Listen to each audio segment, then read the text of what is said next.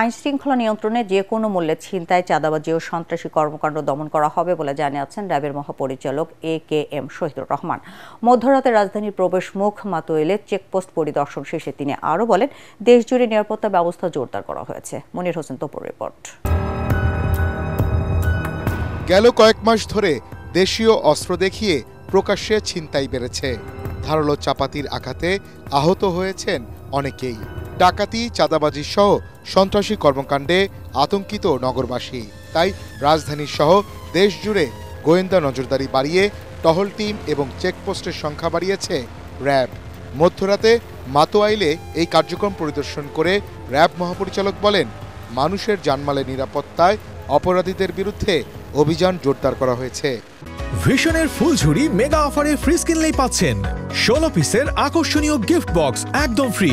যে কোনো মূল্যে আইন শৃঙ্খলা পরিস্থিতি ভালো রাখার জন্য, এই ছিনতাই, চাঁদাবাজি, সন্ত্রাসী বন্ধের জন্য আমরা সর্বাত্মক চেষ্টা করব। এই অপরাধগুলি সাম্প্রতিককালে বৃদ্ধি পেয়েছে, এগুলিকে নির্মূল করার জন্য, এই অপরাধীদের গ্রেপ্তার করে তাদের আইনের আওতায় নেওয়ার জন্য আমরা আমাদের কার্যক্রম জোরদার করেছি এবং ইনশাআল্লাহ সামনে হয়তো এই পরিস্থিতি আমাদের নিয়ন্ত্রণে আসবে। দেশবাসী যাতে নির্বিঘ্নে ঈদ কেনাকাটা করতে পারে, তাই এখন থেকেই গোয়েন্দা নজরদারি বাড়ানো হয়েছে বলেও জানান তিনি। যদি ঈদ সামনে রেখে যে কেনাকাটা হবে, এটা বিপুল সংখ্যক অর্থের ট্রানজ্যাকশন হবে, এই সময় এই ধরনের অপরাধগুলো বাড়ার একটা টেন্ডেন্সি থাকে, সেটা যাতে বাড়তে না পারে এই জন্য আমরা রমজানের আগে থেকেই সেই প্রস্তুতি নিচ্ছি, যাতে রমজান মাসটি আমরা ভালোভাবে কাটাতে পারি। চুরি, ছিনতাই এবং চাঁদাবাজির ঘটনা ঘটলে অপরাধীদের ধরতে সাথে সাথে আইন শৃঙ্খলা বাহিনীকে জানানোর অনুরোধ জানিয়েছেন র্যাব মহাপরিচালক।